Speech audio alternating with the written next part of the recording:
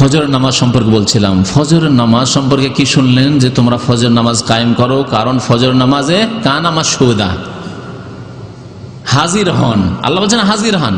আমি তাফসিরে বলেছি অসংখ্য ফেরেশতা হাজির হন, এটি তাফসির থেকে নিয়ে বলেছি, আয়াতে নেই। মাশহুদা তাতে হাজির হন। কে হাজির হন?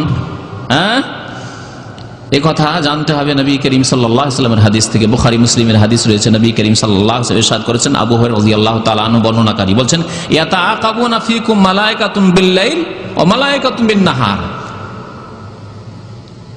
নবী করিম সাল্লাল্লাহু আলাইহি ওয়াসাল্লাম বলছেন যে পালাক্রমে তোমাদের কাছে ফেরেশতাগণ আসতে থাকেন, পালাক্রমে তোমাদের কাছে ডিউটি করার জন্য ফেরেশতাগণ আসতে থাকেন।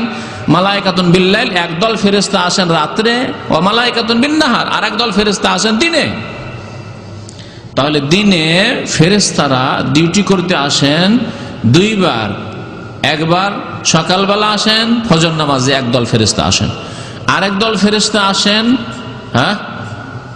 আসরের নামাজে।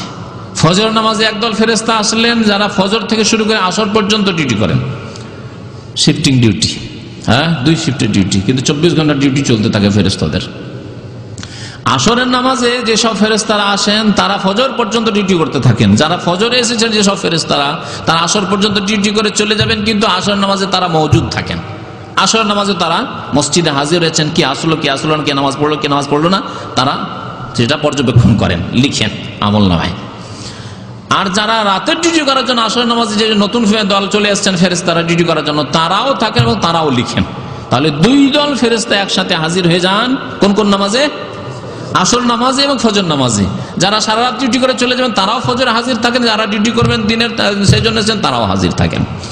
তাই বলছেন নবী করিম সাল্লাল্লাহু আলাইহি ওয়াসাল্লাম, ওয়ায়াজতামিউনা ফি সালাতিল ফজর ওয়া সালাতিল আসরে, এবং এই দুই দল ফেরেশতা একত্রিত হয়ে যান ফজরের নামাজে এবং আসর নামাজে।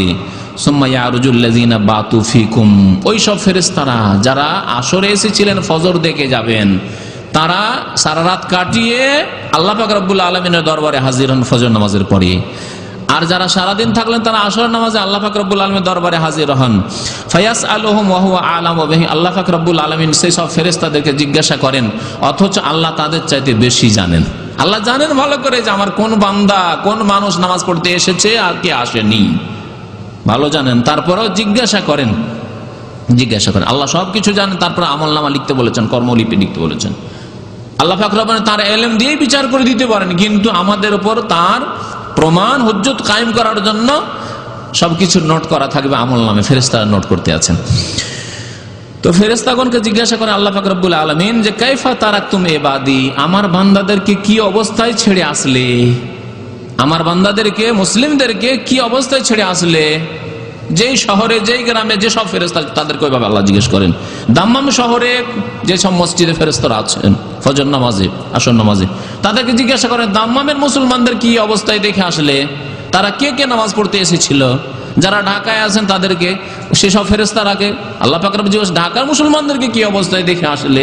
এইভাবে যারা গ্রামে আছেন, গ্রামের ফেরেশতা, সেখানে ফেরেশতারা ডিউটি করছেন, তাদেরকে আল্লাহ পাক রব্বুল আলামিন জিজ্ঞেস করেন কাইফা তারাকতুম ইবাদি ফায়াকুলুন, ফেরেশতারা বলেন, নামাজীদের সম্পর্কে আল্লাহ ভালো রিপোর্ট দেন, তারাকনাহুম ওয়া হুম ইউসাল্লুন, তাদেরকে নামাজ পড়তে দেখে আসলাম।